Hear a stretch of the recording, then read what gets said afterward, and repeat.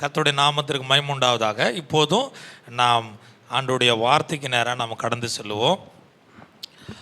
இன்றைக்கு நம்ம தியானிக்கிறதான வேத பகுதி 1 தீமோத்தேயுல 3வது அதிகாரம் 5வது வசனம். 1 தீமோத்தேயு 3வது அதிகாரம் 5வது வசனம். ஒருவன் தன் சொந்த குடும்பத்தை நடத்த அறியாதிருந்தால் தேவனுடைய சபையை எப்படி விசாரிப்பான்? போதுமானது. நாம் தியானிக்கிறதான அந்த பகுதியானது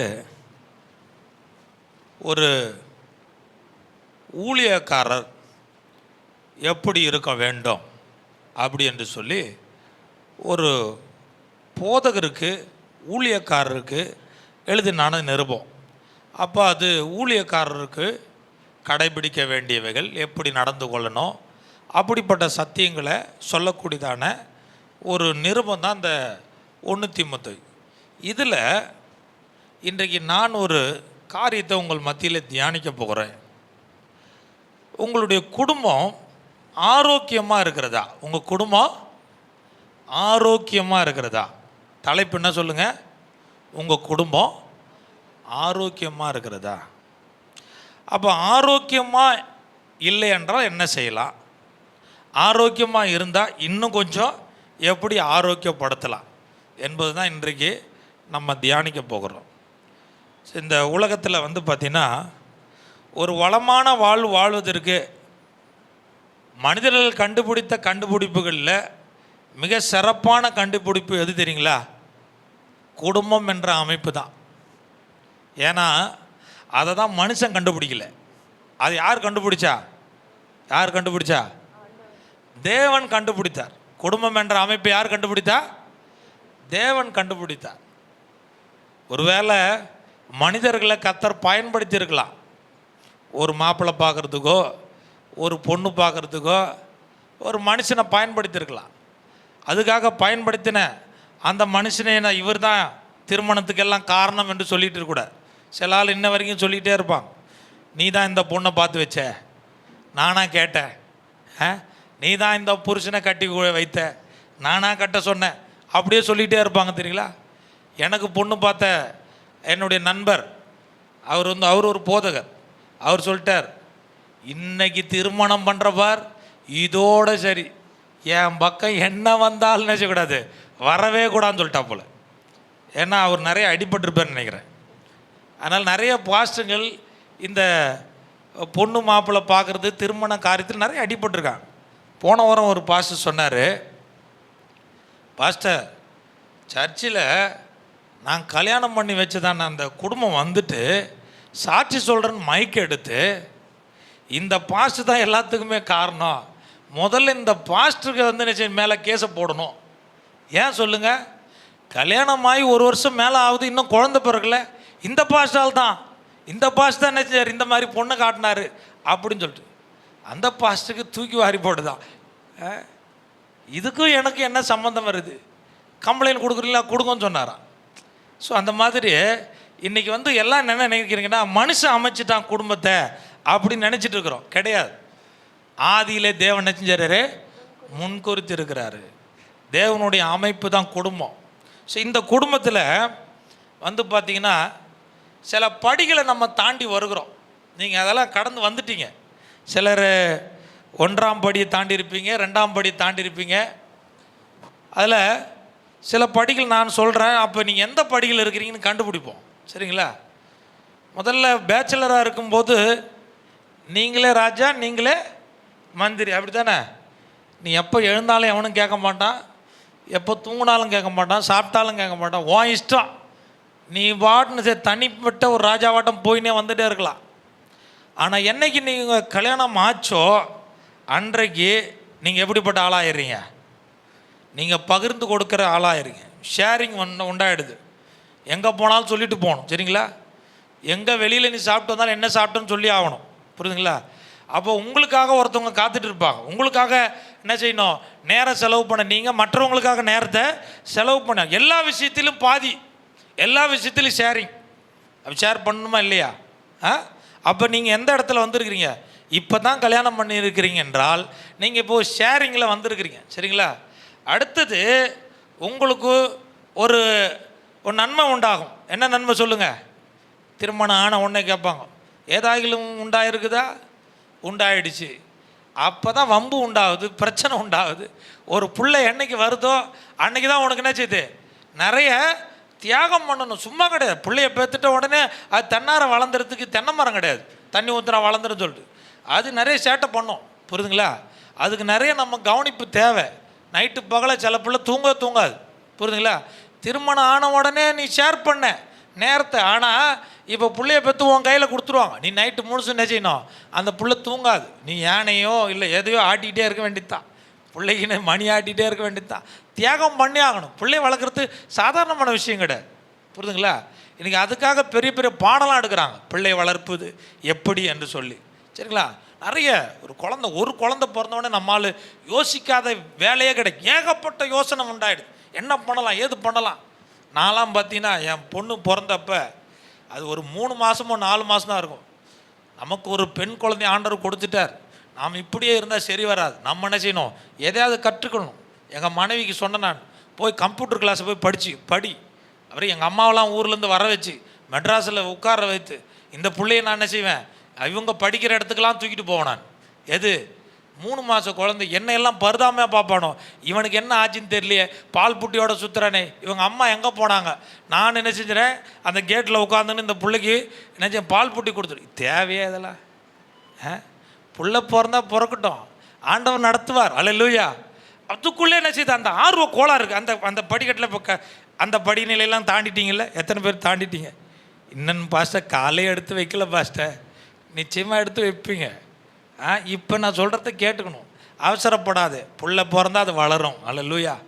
அதுக்காக பெருசாக புள்ளன்னு நான் எழுந்தா பிள்ளை உட்கார்ந்தா பிள்ளைன்னு அப்படியே என்ன செய்கிறேன், பயபக்தியோடு இருக்கிறான் ஆள்.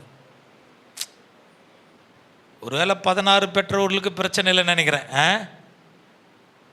சின்ன விஷயமானாலும் சரி, பிள்ளைக்காக பெரிய சண்டை உண்டாகும் குடும்பத்தில். அப்படி பார்த்தியா இப்படி பார்த்தியா, என்ன உணவு கொடுத்த, என்ன மருந்து போட்ட.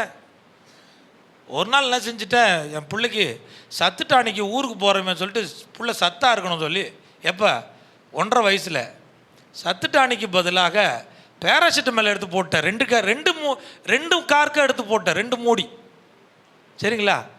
போட்ட பிறகு யோசிக்கிற, ஐயோ நம்ம சத்துட்டானி பதில் என்ன ஊற்றிட்டோம், பேராசிட்டமால் ஊற்றிட்டுமே, என்ன செய்யறது தெரில. பிள்ளைக்கு மயக்கம் வந்துடுமோ, இல்லை என்ன செய்ய கஷ்டமாயிடுமோ, வாயில் கையை விட்டு என்ன செய்ய வாமிட் எடுக்கவை. இப்படியெல்லாம் படாத பாடுபட்டு ஒரு பிள்ளை வளர்ந்துட்ட பிறகு அப்பாடி ஒரு பிரச்சனை இல்லைடா அப்படின்னு நினைக்கிறேன். அப்படி தானே? அந்த ஸ்டேஜெலாம் நீங்களாம் என்ன செஞ்சிட்டீங்க, கடந்து வந்துட்டீங்க. அடுத்தது பார்த்தீங்கன்னா பொறுப்புகள் அதிகமரிச்சிடும். இப்போ என்ன ஆகிடும், அடுத்த படிநிலை என்னது, பொறுப்பு வந்துடும். ஏன், பிள்ளைங்கள் வளரும்போது சின்ன குழந்தையிருந்து அவங்க வளர்ந்துட்டாங்க, அவங்க ஸ்கூலுக்கு போகிறாங்க, புரியுதுங்களா, வளர்கிறாங்க, வாலிப பருவம் உண்டாகிறது. அப்போ அவங்களுக்கு நம்ம என்ன இருக்கோம், எந்த ஸ்கூலில் படிக்க வைக்கணும், எந்த காலேஜில் படிக்க வைக்கணும், எந்த இடத்துல அவங்க தங்கணும், எவ்வளோ ஃபீஸ் கட்டணும், இதுக்கெல்லாம் யாருக்கு பொறுப்பு வந்துடுது, தகப்பனுக்கும் தாய்க்கும் பொறுப்பு வந்துடுது. ஃபினான்ஷியலில் பார்க்கணும், புரியுதுங்களா, அந்த பிள்ளைகளுடைய நல்லது கெட்டதெல்லாம் பார்க்கணும், அவங்கக்கிட்ட பேசணும், அவங்களுக்கு நல்ல ஆலோசனை கொடுக்கணும். அந்த பிள்ளைங்க வளர்ந்துருப்பாங்க, அந்த பிள்ளைகளை பார்த்து நமக்கு எப்படி இருக்கும், பிள்ளைகளை பார்த்து எத்தனை பேர் சந்தோஷப்படுறீங்க, சந்தோஷப்படுறீங்களா இல்லையா? பிள்ளை பார்த்து பிறந்த பிள்ளை அப்படியே இருந்ததுன்னா சந்தோஷம் வருமா? அது வளர வளர நமக்கு சந்தோஷமாக இருக்கும். அல்லேலூயா. சிலர்லாம் என்கிட்ட இந்த ஹாஸ்டல்னு சொல்லி கேட்பாங்க, இந்த பிள்ளைய ஹாஸ்டலில் சேர்க்கணும் தானே. எனக்கெல்லாம் கல் எடுத்து அடிக்கலாமான்னு தோணும். சரிங்களா? இந்த ஹாஸ்டலில் சேர்க்கறதுக்கு அவங்களுக்கு ஆண்டவர் பிள்ளைய கொடுத்தாரு. அந்த பிள்ளை வளரும்போதே பார்க்கணுங்க, ஒவ்வொரு வயதில் அது பண்ணுற சேட்டையெல்லாம் நீ பார்த்தா தான் அது வாழ்க்கையை வேறு என்னத்தை கொண்டுட்டு போகிற வாழ்க்கையில். உங்களை பார்த்து கேட்குறேன், என்னத்தை கொண்டுட்டு போகிற? அந்த புள்ள வளர வளர வளர நீங்கள் பார்த்து அதை ரசிக்கும்போது அது நம்மளோட தோல் அளவு வரும்போது, அட நமக்கு வயசாகிட்டு இருக்கோம், அதுக்கு அர்த்தருக்கு சோத்துற ஆள் இல்லையா. அடுத்த ஆள் என்ன செஞ்சுறாங்க, நமக்கு பதிலாக ஒரு ஆள் வளர்ந்து வரான்னு ஒரு மகிழ்ச்சி விடும். அப்படி தானே? அதை கொண்டு போய் எவனோ வெந்ததும் வேகாதும் சோறு போடுவான், தலையில் அடித்து போடுவான். அந்த ஹாஸ்டலில் போய் பிள்ளையை சேர்க்கணும்னு சொல்லிட்டு ஆர்வத்தோடு இருக்கிறீ. எதுக்கு உனக்கு பிள்ளைய ஆண்டவர் கொடுத்தார்?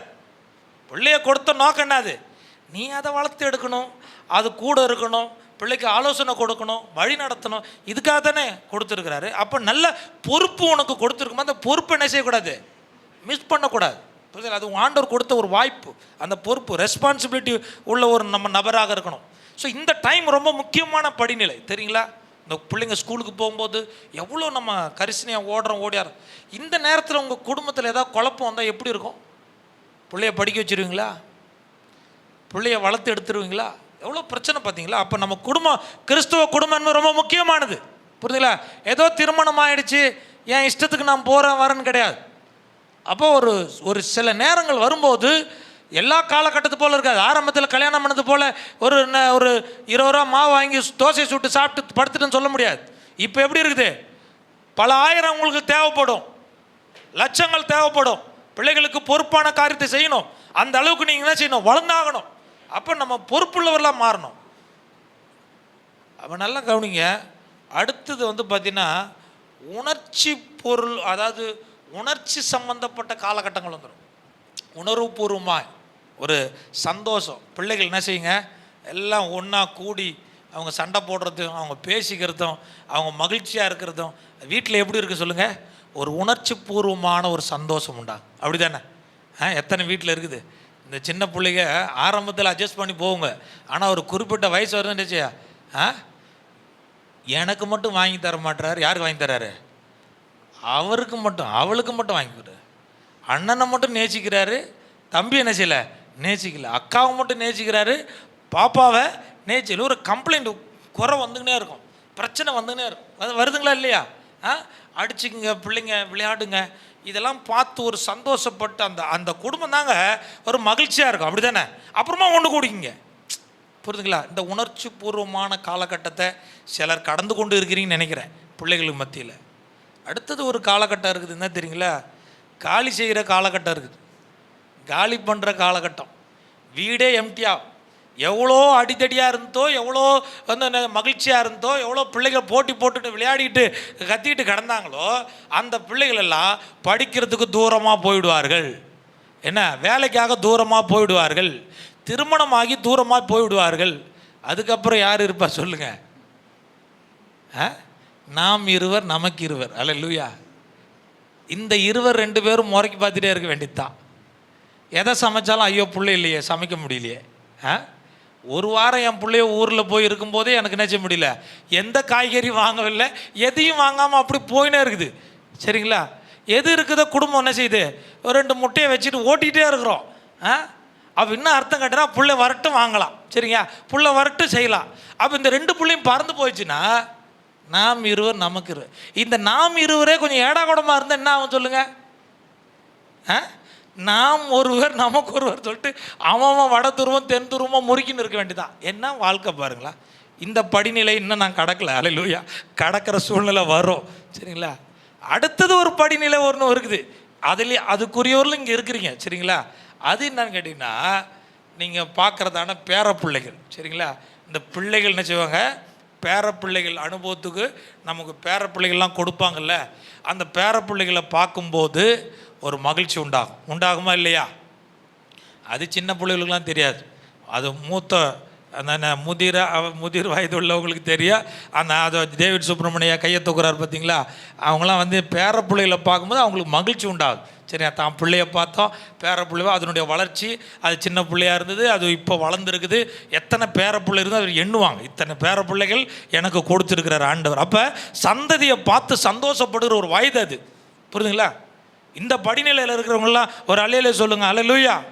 உன் சந்ததியை பார்த்து நீ சந்தோஷப்படும். ஏன்னா உன் சந்ததியை கர்த்தர் ஆசீர்வதிக்கு தான் உன்னை தேர்ந்துக்கிற ஒரு குடும்பம் என்ற அமைப்பை உண்டாக்குறது அந்த ஸ்டேஜ் வர்றதுக்கு தான் கொடுத்துருக்குறார்.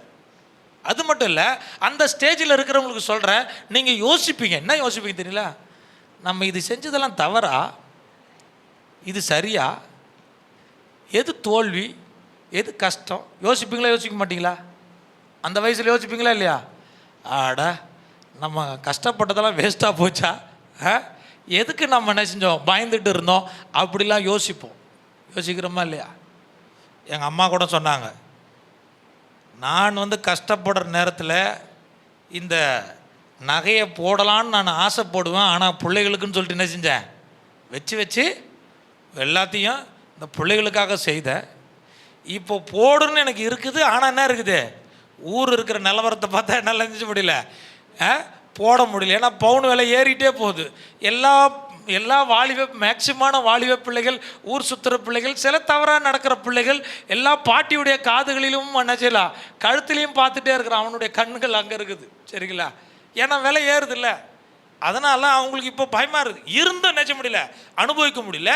இருக்கும்போது நினைச்ச முடியல, இல்லாத போதும் அனுபவிக்க முடியும். இதுதாங்க வாழ்க்கை. இப்போ யோசித்து பார்க்குறாங்க எங்கள் அம்மா, வாங்கினது கஷ்டமா நஷ்டமா, வாங்காதே இருந்திருக்கலாமான்னு யோசித்து பார்ப்பேன். இந்த மாதிரி முதிர் வயது உள்ளவங்க யோசிக்கிறீங்க, ஏன்டா நம்ம சம்பாரிச்ச கோடிக்கணக்கில் சொத்தை சேர்த்து வச்சு நம்மளுக்கு என்ன செய்யுது, என்ன புரோஜனம் அப்படின்னு யோசிக்கிறவங்களாம் இருக்கிறாங்க.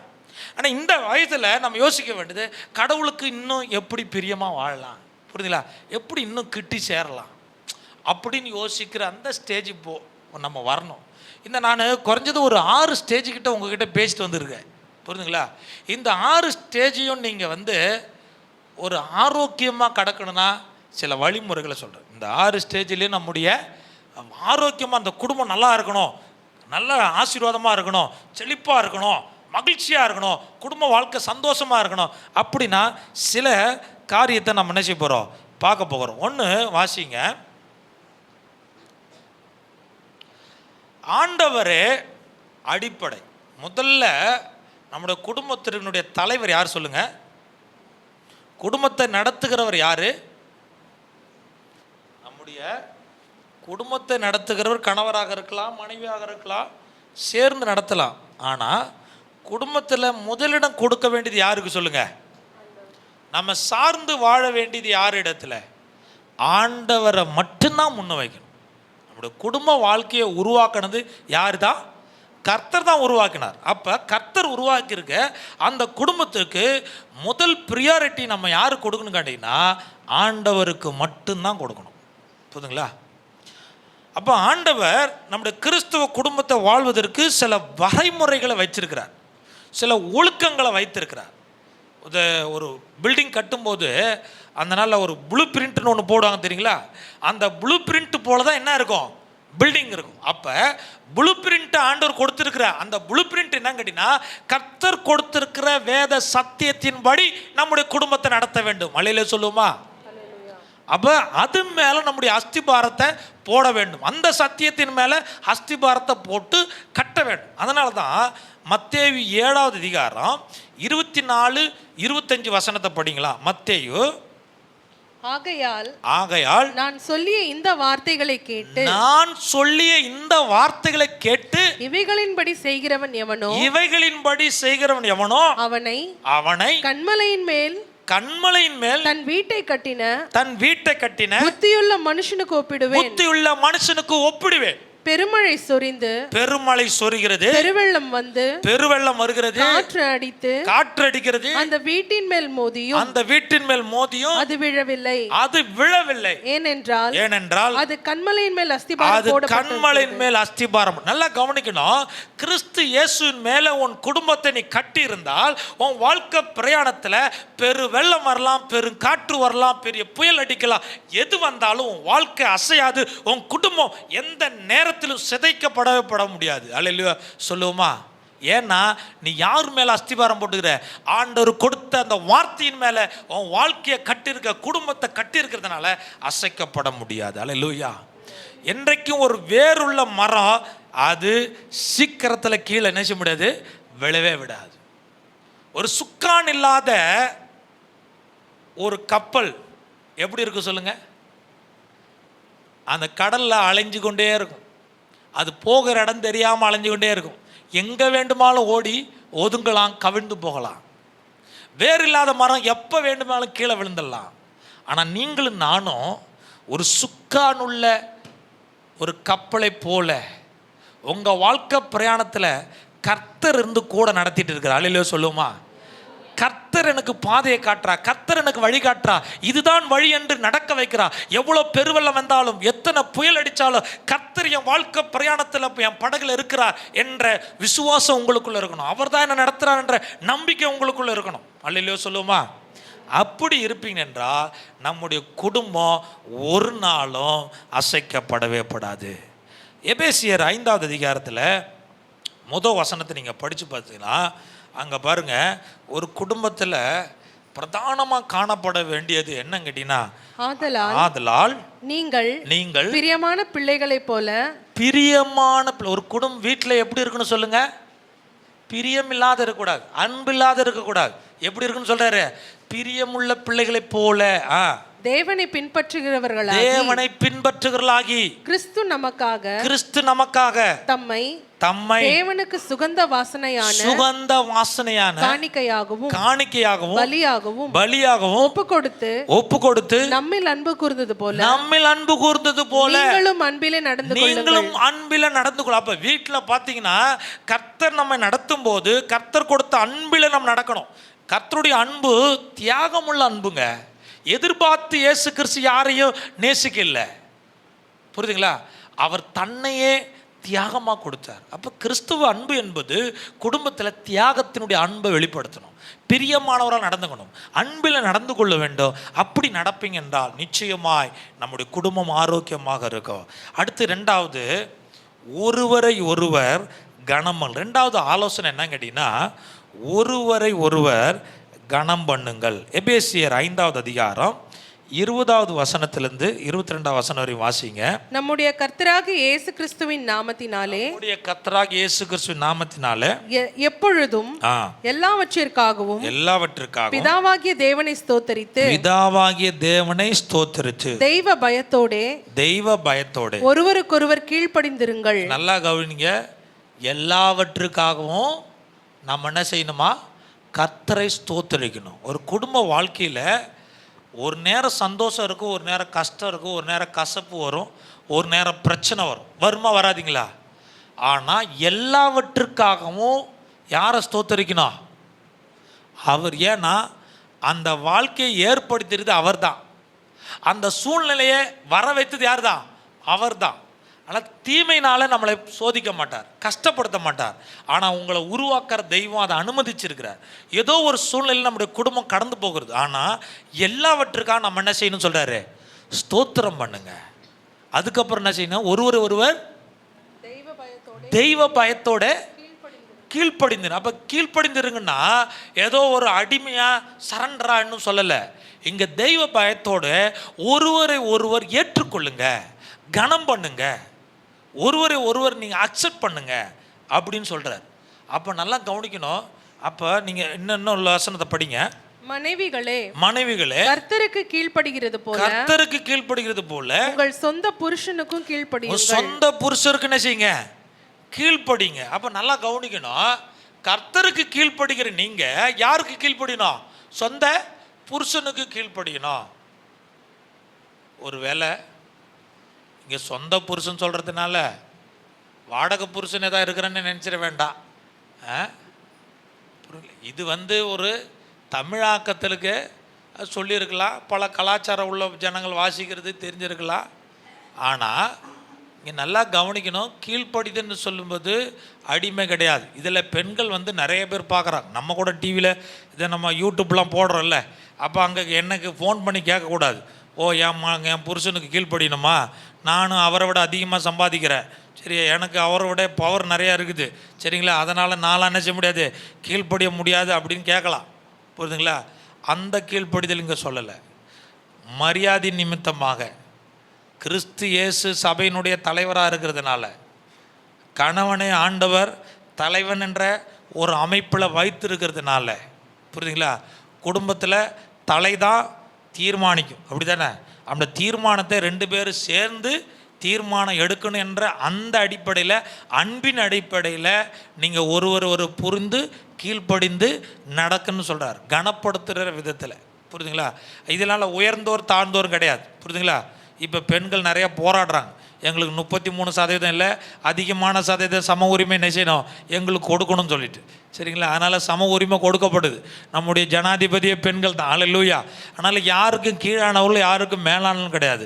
ஆண்டவர் வைத்த அமைப்பில் நம்ம என்ன செய்யணும், அந்த வார்த்தைக்கு கட்டுப்பட்டு 2 பேர் அண்டர்ஸ்டாண்டிங்கில் போகிறது தான் இங்கே சொல்கிறாரு. ஆண்டவருக்கு பயந்து இந்த என்ன செய்ய ஒருவர் என்ன செய்யுங்க, கீழ்ப்படியுங்கள். புரியுதுங்களா?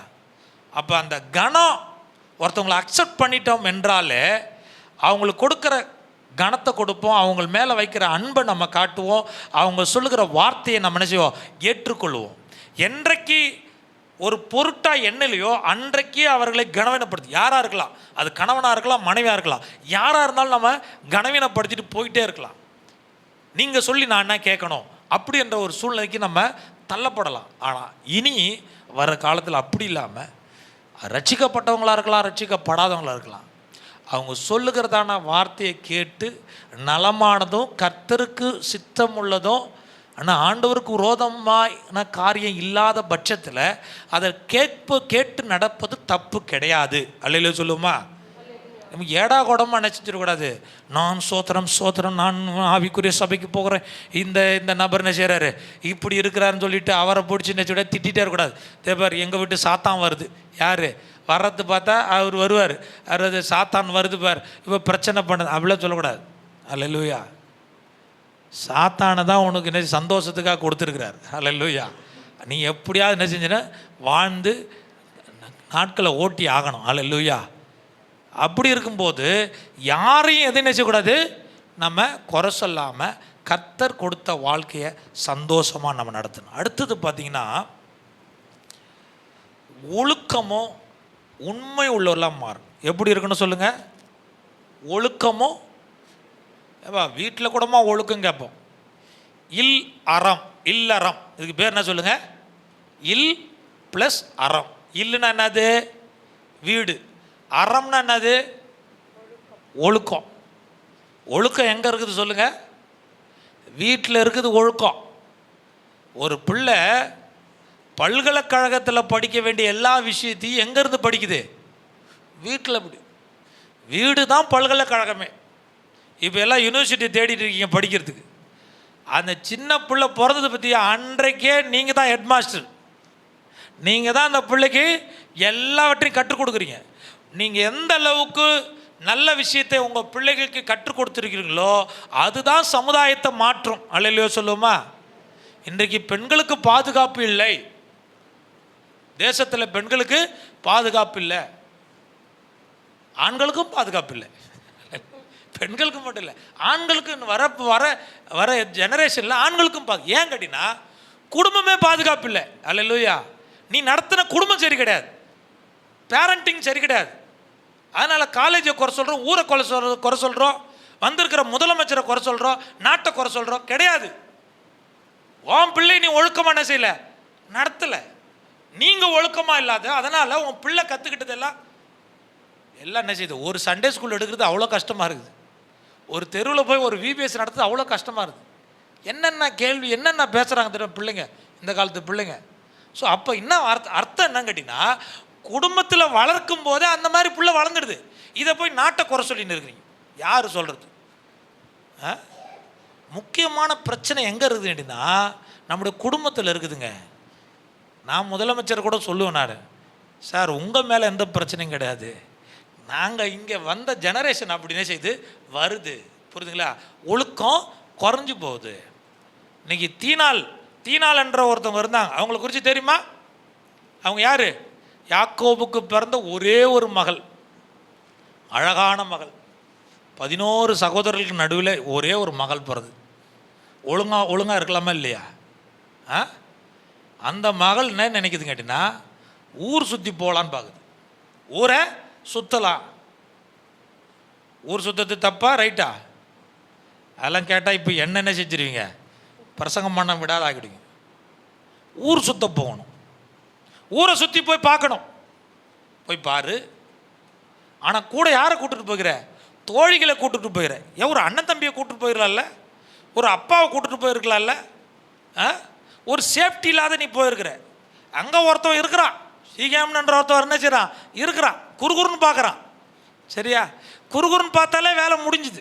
பைபிளில் ஆண்டவர் இயேசுக்கு சொல்லிட்டார், ஒரு பொண்ணை நார்மலாக பார்த்தா பிரச்சனை கிடையாது, நீ குறுகுறுன்னு பார்த்தா என்ன செஞ்சுட்ட, பாவம் செஞ்சுட்ட அப்படின்னு அர்த்தம் சொல்லிட்டார். இப்போ நம்மளை கேட்குறது, பாஸ்டர் இப்படி கல்யாணம் பண்ணலாமா, அப்படி கல்யாணம் பண்ணக்கூடாதா, நீ எப்படியாவது பண்ணிட்டு போ. அல்லேலூயா. நான் அதை தொடர்றதுக்கு ஆள் கிடையாது. ஆனால் நீ ஆண்டவருக்குள்ளே அதுக்கப்புறமாவது என்ன செய்ய, ஒழுங்காக நடந்துட்டு வா. அல்லேலூயா சொல்லுவோமா? எதை பண்ணாலும் நான் இப்போ சொல்கிறேன்னு வச்சிங்களேன், இப்போ ஒரு பிரசங்கம் பண்ணுறேன், இப்படி தான் கல்யாணம் பண்ணணும், அதுக்கு இன்னொருத்தர் பிரசங்கம் பண்ணியிருப்பார். சரிங்களா? அந்த பாஸ்டர் இப்படி சொல்கிறாரு, இந்த பாஸ்டர் இப்படி சொல்ல. பைபிள் என்ன சொல்லுது? நீ ஒரு பொண்ணை குறுகுறுன்னு பார்த்தாலே நீ என்ன செய்கிற, பாவம் செஞ்சாச்சுன்னு சொல்கிறார். அப்படி இருக்கும்போது கவனமாக கவனிக்கணும். நீ தீனால் ஓடுகிறாய், சுற்றி பார்க்குற, என்ன சுற்றி பார்த்து உன் வாழ்க்கையை சீரழிச்சாய். புரியுதுங்களா? இப்போல்லாம் பார்த்தீங்கன்னா எல்லாம் பகலில் நீங்கள் ஃபுட் ஐட்டத்தெல்லாம் பாருங்கள், நியூட்ரிஷன் சொல்கிறாங்க, நான்வெஜ்ஜு நைட்டில் சாப்பிடக்கூடாது. புரியுதுங்களா? அது பிரியாணி என்ன செய்யக்கூடாது, நைட்டில் சாப்பிடக்கூடாது. ஆனால் நீங்கள் பாருங்களா, இந்த பிள்ளைங்களுக்காகவே நைட்டு பிரியாணி, என்ன பிரியாணி சொல்லுங்கள், அது நைட்டு 11 மணிக்கு தான் திறக்கிறான். எப்போ சூடாக பிரியாணி. நம்ம ஆள் பார்த்தீங்கன்னா நைட்டில் பிள்ளைகளை சுத்த விடுறதுக்கு தான் குல்பி சாப்பிட்றது. எப்போ நைட்டில் என்னத்துக்கிட்ட குல்பி சாப்பிட்றோம்? நம்மளை வளர்த்தப்போ அப்பா அம்மாலாம் என்ன சொன்னாங்க, நைட் நேரத்தில் நினச்சக்கூடாது, ஐஸ்கிரீமு சாப்பிடக்கூடாது, சளி பிடிச்சிக்கும், நான்வெஜ் அதிகமாக சாப்பிடாத, என்ன செய்ய ஜீரணமாகாது, அப்படி சொல்லி வளர்த்தாங்க. ஆனால் அது நம்ம யார் 90 கிட்ஸா? நம்மளாம் 19ஆவது நூற்றாண்டு சேர்ந்தவங்க. புரியுதுங்களா? நாங்கள் 2K கிட்ஸு. நாங்கள் என்ன செய்வோம், நீ சொல்கிறதுக்கு ஆப்போசிட்டாக தான் இருப்போம். நீ சாப்பிடக்கூடாதுன்னு நான் சாப்பிடுவேன், நீ போகக்கூடாதுன்னு நான் போவேன். அல்லேலூயா, நல்லா வருவீங்க, சோத்திரம். எங்களை வளர்த்த அப்பா அம்மா இப்படி வளர்த்தாங்க. அதனால தான் இன்றைக்கி இந்த லெவலையாக வந்திருக்கிறோம். ஒரு மைக்காவது எங்களை கையில் கொடுத்து 4 பேருக்கு பேசுகிறதுக்காக வச்சுருக்குறாங்க. எங்கே போய் முடியுமோ தெரியல. கர்த்தாவே சோத்திரம். வருகாலம் எப்படி இருக்குமோ தெரியாது. நம்ம சொல்கிறதுக்கெல்லாம் ஆப்போசிட்டாக பேசுகிறது ஏன்னா இப்போத்திய பிள்ளைங்க. புரியுதுங்களா? அதனால் ஒழுக்கம் என்பது எங்கே கற்றுக்கணும், வீட்டில் கற்றுக்கணும். புரியுதுங்களா? அது வீட்டில் இருந்து வளரணும். அப்போ நீங்கள் நீதிமொழிகளில் இங்கே நீங்கள் 5:18 வீட்டில் போய் படித்து பாருங்கள். அங்கே பார்த்தீங்கன்னா ஒரு கணவன் மனைவி அங்கே சொல்கிறாரு, உன் மனைவியோடு என்ன செய்ய, மகிழ்ந்திரு, சந்தோஷமாயிரு, கூடா நட்பு வேண்டாம். அல்லேலூயா சொல்லுவோமா? உனக்கென்று ஒரு கணவனை கொடுத்துற, உனக்கென்று ஒரு மனைவி கொடுத்துருக்குற, கூடா நட்பு நெசைத்தல தேவையில்லை, உனக்கு தேவையில்லாத உறவுகள் வேண்டாம் என்று சொல்லி மிக தெளிவாக சொல்லியிருக்கிறார். அப்போ நம்முடைய குடும்பத்தில் 3ஆம் நபருக்கு நம் ஒரு நாளும் இடம் கொடுக்கக்கூடாது, ஒரு காலத்திலையும் இடம் கொடுக்க கூடவே கூடாது. அப்போ விசுவாசிகள் இந்த விஷயத்தில் கரெக்டாக இருக்கணும். என்ன சர்ச்சுக்குள்ளே வந்துட்டோன்னு சொல்லிட்டு எல்லாத்தையும் சகலத்தையும் என்ன செய்யலாம் அப்படின்னு ஒரு நாள் எண்ணவே கூடாது. சர்ச்சுக்குள்ளே இருக்கிற ஆண்டருக்குள்ளே இருக்கிற தேவ பிள்ளை தான் எப்படி இருக்கணும், பர்ஃபெக்டாக இருக்கணும். அல்லேலூயா சொல்லுவோமா? அல்லேலூயா. நீ ஒரு ஆணை கூட கூட்டுட்டு போ, ஒரு பெண்ணை கூட கூப்பிட்டு போ. சரியா? எந்த இடத்துல இடம் பொருள் தகுந்தா போல் நடந்து கொள்ளணும். புரியுதுங்களா? எல்லாமே ஆவிக்குரிய கண்ணோட்டத்தில் பார்க்கக்கூடாது. எல்லாம் ஆவிக்குரிய கண்ணோட்டத்தில் பார்க்கக்கூடாது. நம்ம சுற்றி இருக்கிறவங்க யார் இருக்கிறா, நீங்கள் நல்லவங்க தான், விசுவாசி எல்லாம் நல்ல விசுவாசி தான். புரியுதா? ஆனால் சுற்றி இருக்கிற கண்கள் நம்மளை பார்த்துட்டு இருக்குது. இந்த பாஸ் என்ன செய்கிறார், யாரை பார்த்தா ஈன்னு பல்ல காட்டின்னு இருக்கிறாரு, இவர் சரிப்பட்டு வரமாட்டார் சொல்லுவாங்களா, சொல்ல மாட்டாங்களா? அப்போ நம்ம என்ன செய்யணும், எச்சரிக்கையாக இருக்கணுங்க, கவனமாக இருக்கணும், எல்லா விஷயத்துலையும் கவனமாக இருக்கணும். அப்போ கூடா நட்பு நமக்கு ஒரு காலம் என்ன செய்யக்கூடாது, வரவே கூடாது. சபையில் அந்த மாதிரியான காரியங்கள் நடக்கவே கூடாது. புரியுதுங்களா? அப்போ இதில் கவனமாக இருக்கணும். இன்றைக்கி நிறைய வீக்னஸ் உண்டாக இருக்குது சபைகளில். அநேக சபைகளில் ஏன் சின்ன சர்ச்சைக்கெல்லாம் விசுவாசிங்க வரமாட்டாங்க தெரியுங்களா? சின்ன சபைக்கு நீங்கள் வந்தீங்கன்னா ஏபிசிடி போல் எல்லாரையும் கண்டுபிடிச்சிரும். சரிங்களா? யார் என்ன எப்படின்னு சொல்லி தெரிஞ்சிடும். நீ கூட்டத்தோடு கூட போனால் என்ன செய்யும், உன்னை யாருமே கண்டுக்க மாட்டாங்க. நீ மான் போகலாம், நீ பாட்டுன்னு வரலாம், சோத்திரம் சிஸ்டர், சோத்திரம் பிரதர், ஒன்றுமே யாருக்குமே தெரியாது. புரியுதுங்களா? ஆனால் ஒரு குடும்பம் என்ற இடத்துல வரும்போது, ஒரு சபை என்ற ஒரு சிறிய சபையில் வரும்போது தான் ஒரு ஒரு கண்ணோட்டத்தில் இருக்கிறீங்க, எங்களுடைய பார்வையில் இருக்கிறீங்க. உங்களை வளர்த்தெடுத்து எங்கே கொண்டு போய் ஒப்படைக்கணும், பரலோக ராஜ்யத்தில் ஒப்படைக்கிற வரைக்கும் எங்களுக்கு பொறுப்பு இருக்குது. சரிங்களா? அப்போ நம்ம கூடா நட்பை ஒரு நாளும் நம்முடைய குடும்பத்தில் நினைச்சக்கூடாது, வரவிடவே கூடாது. யாராக இருந்தாலும் சரி, எந்த நபராக இருந்தாலும் சரி, நம்ம வீட்டுக்கு 3ஆம் நபரை நீங்கள் அனுமதிக்க கூடவே கூடாது.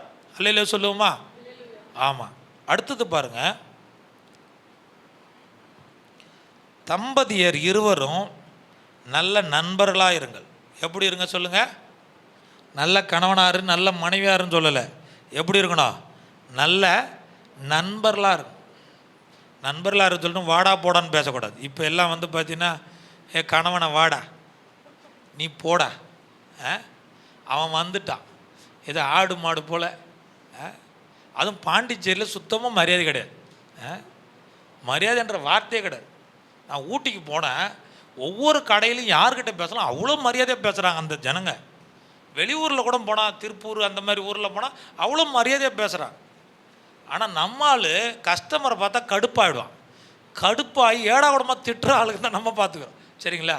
ஆனால் மரியாதையாக என்ன செய்யணும்? ஒரு ஆபிரகாம் எப்படி கூட்டார் தெரியுங்களா? ஆபிரகாமுடைய மனைவி சாராள் எப்படி கூட்டாங்களே?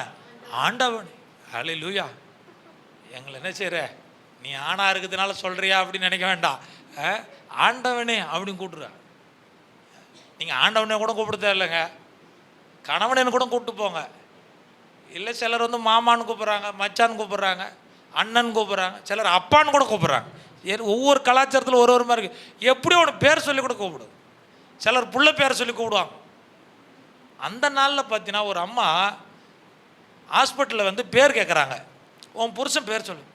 வாயில் அடிச்சுக்கிறான், பேரை கேட்குறேன். புருஷன் பேரை இது வரைக்கும் சொன்னதே கிடையாதான். பக்கத்தில் இருக்கிறவங்களை சீண்டி விட்றாங்க. அவர் பேரை சொல்லு. விநாயகம் அப்படின்னு அந்த அம்மா சொல்லுது. ஆட இது வரல, அந்த அம்மா புருஷன் பேரே சொன்னது கிடையாதுங்க. வயசான அம்மா ஹாஸ்பிட்டலில் பேர் கேட்குறது சொல்ல மாட்டுறாங்க.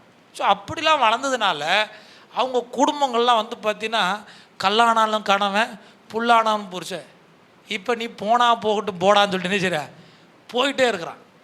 ஸோ அப்போ காலங்கள் மாறினே வருது பார்த்தீங்களா? நம்முடைய குடும்ப வாழ்க்கை என்ன செய்யுது? மாறினே வருது பார்த்தீங்களா? காலம் மாற மாற இது கிறிஸ்துவத்துக்குள்ளே என்ன செஞ்சிடுது? வந்துடுது. அதனால் நல்லா கவனிக்கணும். நம்ம எப்படி இருக்கணுங்கன்னா நண்பர்களாக இருக்கணும். அதனால் மரியாதை குறைந்த ஒரு சுபாவத்தில் இருக்கக்கூடாது. எப்பயுமே பார்த்தீங்கன்னா பிரியாத இருக்கணும். நீங்கள் வாசித்து பாருங்கள், எபேசியர் 5:33 படித்து பாருங்கள்.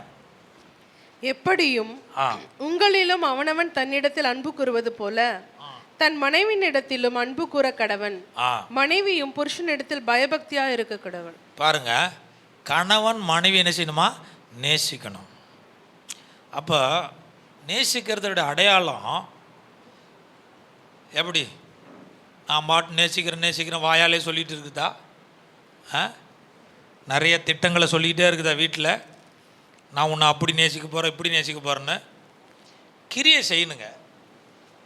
கிரியை செய்யுமா இல்லையா? ஒரு கணவன் மனைவி நேசிக்கிறதா இருந்தால் என்ன செய்யணும்? அதுக்கு உண்டான கிரியைகள் உண்டாகணும். ஒரு வெளியில் போகிற ஒரு கடை தெருவுக்கு போய் ஏதாவது ஒன்று வாங்கிட்டு வரணுமா? வரக்கூடாதா?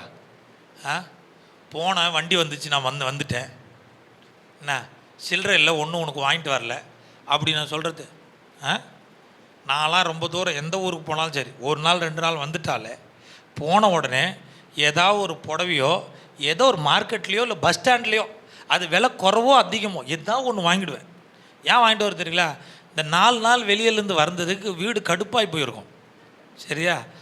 ஒன்றா விட்டுட்டு ஓடிடுறேன்னு சொல்லிட்டு அதை அசமடக்கணும்னு கேட்டிங்கன்னா, நீ ஒரு 1000-500 பார்க்கக்கூடாது. அல்லேலூயா. உடனே எடுத்துடணும். எடுத்து கொடுத்துட்டா, பார் நான் எங்கே இருந்தாலும் உன்னை ஞாபகமாக இருந்து வாங்கிட்டேன் பார்த்தில்ல, அப்போ நீ ஊருக்கு போகிறதுக்கு ஒரு நாள் தடையே வராது. அல்லேலூயா சொல்லுவோமா?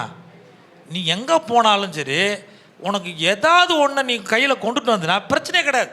ஆனால் நம்மளால் அதை மட்டும் செய்ய மாட்டாங்க, சரியா? உனக்கு தான் நிறைய புடவை இருக்குது, உனக்கு தான் அது எல்லாம் இருக்குது தான் செய்யுது. அதுக்காக என்ன செய்ய முடியும்? யார் வீட்டில் தான் துணிமணி இல்லை? அல்லேலூயா. எல்லா வீட்லையும் இருக்குது தான் செய்யுது. ஏதோ ஒன்று நேசிக்கிற என்பதுக்கு ஒரு அடையாளம், ஏதாவது ஒரு கிரியை செய்யு, புரியுதுங்களா? அப்போ தான். அதே போல் மனைவியும் அப்படி தான். ஏதாவது ஒரு எப்போ என்ன செஞ்சு ஒரு காசு சேர்த்து வச்சு ஒரு திருமண நாள் வரும்போது, ஒரு பிறந்த நாள் வரும்போது ஏதாவது ஒன்று வாங்கி கொடுக்கும்போது எப்படி இருக்கும்? நம்மால் பார்த்தீங்கன்னா பிறந்த நாளே மறந்துடுவாங்க. யார்? பெண்கள் பிறந்த நாள் திருமண நாள்லாம் தெரியும், சரிங்களா? புள்ள பர்த்டே இப்போ எழுப்பி நான் கேட்கட்டுமா? ஆண்களை கூப்பிட்டு உங்களுக்கு திருமண நாள் தெரியுமா, இல்லை பிள்ளையுடைய பர்த்டே டேட்டு சொல்லுனா, அப்படியா எப்போம்மா தெரிந்தா அங்கேருந்து கனெக்ஷன் இங்கே வரும், புரியுதுங்களா? ஏன் கேட்டிங்கன்னா அவங்களுடைய வேலை அது ஒரு பெரிய பெருசாக என்றது கிடையாது. அவங்க வேலைக்கு போனோமா, வந்தோமா, காசு இருக்குதா, வீட்டில் குடும்பத்தை நடத்துகிறோம், சுமுத்தா போகுதா, இதைத்தான் பார்ப்பாங்க. தனக்கென்று ஒன்றும் வாங்க மாட்டாங்க. ஆண்கள்லாம் பாரு, தனக்கென்று ஒரு பெருசாக ஒரு ட்ரெஸ் எடுத்து போடணும், இதை பர்த்டே செலிப்ரேட் பண்ணணும், கல்யாண நாளை செலிப்ரேட் பண்ணணும் அப்படி விரும்ப மாட்டாங்க. இருக்கிற சட்டையை போட்டுட்டு போயிட்டே இருப்பாங்க. அது எத்தனை வருஷம் ஆனாலும் பரவாயில்ல அப்படின்னு இருக்கிற மக்கள்லாம் இருக்கிறாங்க. புரியுதுங்களா? ஆனால் பெண்கள் அப்படி கிடையாது.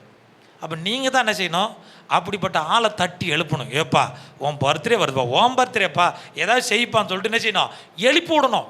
அப்போ தான் ஒரு நண்பர் என்ற முறை வர ஒரு கிஃப்ட் கொடுக்கணும். அல்லையில சொல்லுமா, ஒரு பரிமாற்றம் உண்டாகணும், கிரியில் வெளிப்படணும். அப்படி இல்லாட்டினா என்னைக்கோ கல்யாணம் பண்ணோம், இவ்வளோ நாளாகி போச்சு, இன்னும் பொறுத்து அவருக்கு விஷ் பண்ணி என்ன பண்ணுறது, இன்னும் பொறுத்து ஒரு வெட்டிங் ஆனிவர்சரி சொல்லி என்ன பண்ணுறது, வாழ்க்கையே போயிடுச்சு, வயசே ஆகி போச்சு, பிள்ளைகள்லாம் வளர்ந்து போச்சு. அப்படி நினச்சின்னா வாழ்க்கையில் என்ன இன்ட்ரெஸ்டிங் கொண்டு போவேன்? ஒன்றுமே கிடையாது. உத்து நோக்கி பார்த்தா வாழ்க்கையில், குடும்ப வாழ்க்கையில் ஒன்றுமே கிடையாது. அதாவது இன்ட்ரெஸ்டிங்கும் சந்தோஷத்தையும் உண்டாக்குறது நீ தான் ஒரு ஈவெண்ட்டை உருவாக்கிக்கணும். அல்லையில சொல்லுமா, இந்த பெரியவங்க பார்த்தீங்கன்னா எல்லாமே வீண் செலவாக பார்ப்பாங்க. நீ செய்கிறது எல்லாம் என்னது, வீண் செலவாக பார்ப்பேன். நீ வீண் செலவாக பார்த்தா சரி, நீ தான் சேர்த்து வச்சுக்க, நீ சேர்த்து கூட வச்சுக்க, நான் வீண் செலவு எடுத்து உன் கையில் கூட சேர்த்து வச்சுக்க, என்ன செய்ய போகிற? ஹலோ, இருக்கிறீங்களா இல்லையா? வீண் செலவு இல்லாமல் சேர்த்து வச்சு என்ன பண்ண போகிற? ஒன்றுமே பண்ண போகிறது கிடையாது. நீ அதை திருப்பி என்கிட்ட தான் கொடுக்க போகிற. அல்லையோ சொல்லுமா? அதனால் கவனமாக கிடைக்கணும். நம்முடைய குடும்ப வாழ்க்கையில் மகிழ்ச்சி தருணங்களை ஏற்படுத்திக்கொள்ளணும். சம்பாஷணம் உண்டாகும். வீட்டில் என்ன செய்யணும், சம்பாஷணம் உண்டாகணும், பேச்சு கம்யூனிகேஷன் உண்டாகும். சிலர் பார்த்து நான் பேசவே மாட்டேன், மனசுக்குள்ளே பேசின்னு இருப்பேன், உட்காந்து மனசுக்குள்ளே பேசிட்டு இருப்பேன். ஆனால் யார்கிட்ட பேச மாட்டேன், கனவு மனைகிட்ட பேச மாட்டேன். சண்டை போட்ட உடனே நம்மால் செய்கிற விஷயம் என்ன தெரியுங்களா? என்ன ஆயுதம் தெரியுங்களா? பேசாத ஒரு ஆயுதம். வாங்கிட்ட என்ன செய்ய மாட்டேன், பேச மாட்டேன், போ, அவ்வளோதான். சின்ன பிள்ளை கூட மோசமானது. பேச மாட்டேன். பேசாத இருந்தால் உடனே சமாதானம் வந்துடுங்களா? ஏங்க, மனம் விட்டு பேசுங்க. சண்டை போட்ட மறுபடியும் உடனே எடுத்து பேசணும். அதுதான் என்னுடைய கேரக்டர். நீ எவ்வளோ சண்டை போட்டுக்கோ, என்ன வேணால் பிரச்சனை பண்ணிக்கோ, அதை பற்றி பிரச்சனையே கிடையாது, உடனே பேசிடுவேன். அல்லேலூயா. அப்போ அதனால தானே வண்டி ஓடும். அல்லேலூயா சொல்லுமா? நீ பேசாத, கம்யூனிகேஷனே இல்லாத இருந்தால் பிரச்சனை வளர்ந்துட்டு தான் இருக்கும். ஆனால் நல்லா பேசணும். வீட்டில் என்ன செய்யுங்க, நல்லா. அது பெண்கள் வந்து பார்த்தீங்கன்னா ஒரு நாளைக்கு 15,000 வார்த்தை பேசுவாங்களாம். அல்லேலூயா சொல்லுமா? எத்தனை வார்த்தை சொல்லுங்கள். ஆனால் நீங்கள் ஒரு ஆயுதம் போல் பேசாத ஒரு ஆயுதத்தை கையில் எடுத்தால் நாங்கள் வெடிச்சிட மாட்டோம், நீங்கள் தான் வெடிச்சிருவீங்க. இல்லையா? ஒவ்வொரு நாளும் 15,000 வார்த்தையை கூட்டிகிட்டே வாங்கலாம். ஒரு மாதம் பேசாத இருந்தால் என்ன ஆகும், தலை வெடிச்சிடாது. அதனால் பேசுகிற நீங்கள் இயற்கையானவர்கள் பேசிக்கிட்டே இருங்க. அல்லேலூயா. என்ன கொண்டுட்டு போகிறோம், ஒன்றும் கிடையாது. அப்போ மகிழ்ச்சியாக கம்யூனிகேஷன் என்ன செய்யணும், வெளிப்படணும்.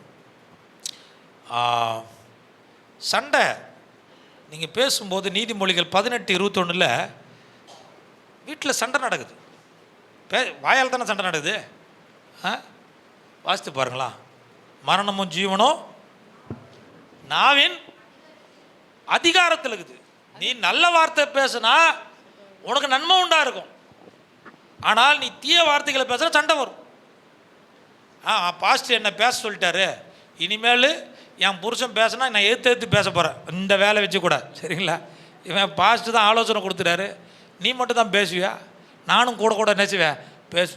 ஒரு ஆள் சூடாக ஆகிட்டாரா, ஒரு ஆள் கோபமாக இருக்கிறாரா, அவர் பக்கம் நியாயமே இல்லாட்டாலும் பரவாயில்ல, கோவப்பட்டார், சரியா, கொஞ்சம் தலைவரை கொஞ்சம் கூல்படுத்தும். அல்லேலூயா. கொஞ்சம் நேரம் ஆகட்டும், அவர் சமாதானம் ஆகட்டும். அதுக்கப்புறம் அவர் ஆள் நம்மளை கைக்கு மாட்ட மாட்டாரா, அவருக்கு தனியாக கூட்டு வச்சு இந்த காரியத்துக்கு இவ்வளோ டென்ஷனானே, தப்பு தானே இது அப்படி சொன்னால் ஏற்றுக்க மாட்டாரா? அந்த மனுஷன் சண்டை போடும்போது நானும் சேர்ந்து ஒரே அடியாக சண்டை போடுனா குடும்பத்தில் பிரச்சனை வராது, பிரச்சனை மேலே பிரச்சனை வந்துக்கிட்டே இருக்கும். புரியுதுங்களா? அப்போ ஒரு ஆள் சமாதானமாக இறங்கி போகிறது தப்பு கிடையாது, விட்டு கொடுத்து போகணும். சண்டை என்ன செய்யக்கூடாது, நம்ம திரும்ப வளர்த்துக்கூடாது. அடுத்தது பாருங்கள்,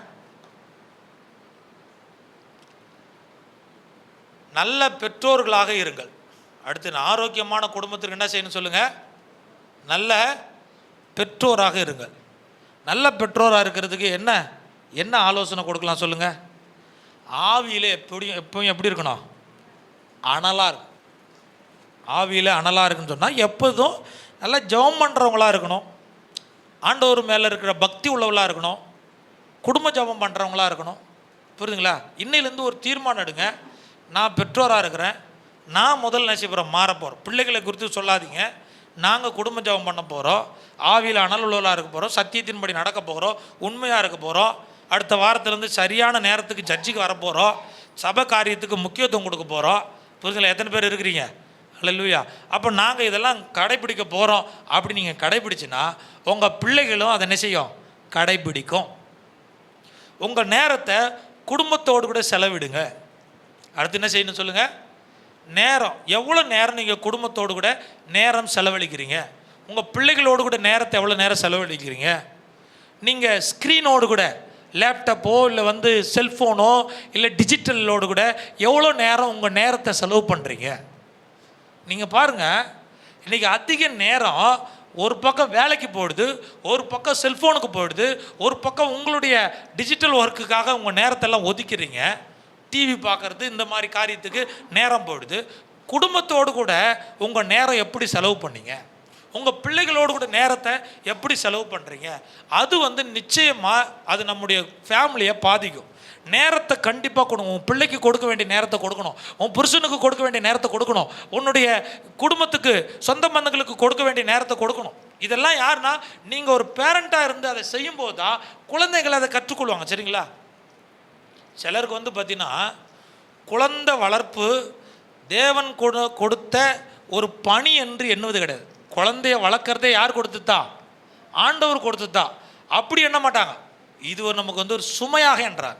இந்த பிள்ளையை வளர்த்து எடுக்கணுமே, இது இப்போயே பிறந்த உடனே கொஞ்ச நாள்ல சீக்கிரம் இதை என்ன செஞ்சிடணும், கட்டி கொடுக்கணுமே, இதுக்கு அதை பண்ணணுமே, இதை பண்ண ஒரு பாரமாகவே எடுத்து அது புள்ள அது வளரட்டும். அல்லேலூயா. அது என்ன தான் படிக்குதோ படிக்கட்டும், மார்க் எடுக்கும்போது எடுக்கட்டும். இப்போ எல்லாம் ரிசல்ட் வந்துருக்குது. சரிங்களா? ரிசல்ட் வந்தது. 10th result, 12th result, college எல்லாம் நினச்ச ரிசல்ட் வந்துடுறேன். இது இப்போயே எல்லாருக்கும் நினச்சது, அந்த புள்ள அப்படி படிக்குது, இந்த புள்ள இப்படி படிக்கிறது படிக்கட்டும். அல்லேலூயா. பிள்ளைய வளர்க்குற ஒரு ஸ்டேஜில் படிப்பு ஒன்று, அது பாட்டுன்னு நினச்சி போகட்டும். ஆசீர்வதிக்கிறது யார் சொல்லுங்கள்? ஆண்டவர் தான் உன் பிள்ளைய ஆசீர்வதிக்கணும். நீ இத்தனை மார்க் எடுத்ததுனால உன்னை ஆண்டவர் ஆசீர்வதிட. என்னை விட நிறையா படித்தவனா என் லெவல் கூட கிடையாது. அல்லேலூயா. என் லெவலில் ஆசீர்வாதம் சொல்ல மாட்டேன் என்றைக்கும், சொல்கிறேன் நான். சரியா? அந்த அளவு கூட என்ன செய்யறதில்லை. எல்லாம் பார்த்தீங்கன்னா ஒரு மாதிரி இருக்கிறாங்க. என்ன பண்ண நல்லா படித்தவன், நல்லா மார்க் எடுத்துவேன். எதுக்கு சொல்கிறேங்க அப்படின்னா, நீங்கள் படிப்பை வச்சு பிள்ளைகளே மதிப்பு போடாதீங்க. அவங்களுடைய எதிர்காலம் கர்த்தர் கையில் இருக்குது. அவங்கள உருவாக்குறது யார்? கர்த்தர். உன் பிள்ளையை குறித்து நீ பயப்படாத. பிள்ளையினுடைய வளர்ப்பு குறித்து ஒரு பாரமாக நினைக்க வேண்டாம். அது கர்த்தர் கொடுத்தார், கர்த்தர் நடத்துவார். அல்லேலூயா. அந்த பிள்ளைகளை வளர்த்துட. இப்பயே பாரத்தை சுமக்க வேண்டாம். தேவனுக்கு கணக்கு ஒப்புவிக்க வேண்டும். நல்ல பேரண்டிங்களுக்கு மிக முக்கியமானது உபாகமம் 6வது அதிகாரம் 1 வசனத்தை வாசிங்க. உபாகமம் 6:1. நம்ம தேவனுக்கு கணக்கு ஒப்பிக்க வேண்டும். நீங்கள் தேவனாகிய கர்த்தருக்கு பயந்து உயிரோடு இருக்கும் நாளெல்லாம் நீயும் உன் குமாரனும் குமாரத்தையும் நான் விதிக்கிற எல்லாவற்றையும், எல்லா கற்பனைகளும் கட்டளைகளையும் கை கொள்ளுகிறதுனாலே உன் வாழ்நாட்கள் நீடித்து. நல்லா கவனிக்கணும். ஆண்டவர் கேட்பார், நம்மளை கணக்கு கேட்பார். என் கட்டளையை, என் கற்பனைங்க உன் பிள்ளை என்ன செய்யணும், அதன் வழியில் நடந்திருக்கணும் சொல்லிட்டு கணக்கு யாருக்கிட்ட கேட்பார்? நம்மக்கிட்ட கேட்பாரா? அன்றைக்கு போய் நம்ம என்ன செய்ய முடியாது, அவர்கிட்ட எந்த ஒரு சாக்கு போக்கு சொல்ல முடியாது. என் பிள்ளை கீழ்ப்படியிலும் சொல்ல முடியாது. ஆண்டவர் சொன்னார், நீ தான் உன் பிள்ளைக்கு உத்தரவாதம், நீ தான் உன் பிள்ளை ஆண்டவருக்குள்ளே நடத்திருக்கணும். 5வது வசனத்தை படித்து பார்த்தீங்கன்னா, எப்படி ஆண்டவரை சேவிக்கணுமா? உன் தேவனாகிய கர்த்தரிடத்தில் முழு இருதயத்தோடும் முழு ஆத்துமாவோடும் முழு பலத்தோடும் அன்பு கூறுவாயாக. அப்போ நல்லா கவனிக்கணும். அடுத்த ஜெனரேஷனுக்கு ஆண்டவரை எப்படி சேவிக்க வேண்டும் என்பதை ஒவ்வொரு பெற்றோரும் சொல்ல வேண்டும். அதனால தான் ஆபிரகாம் பார்த்தீங்கன்னா தன்னுடைய குழந்தைகளுக்கு போதித்தார்.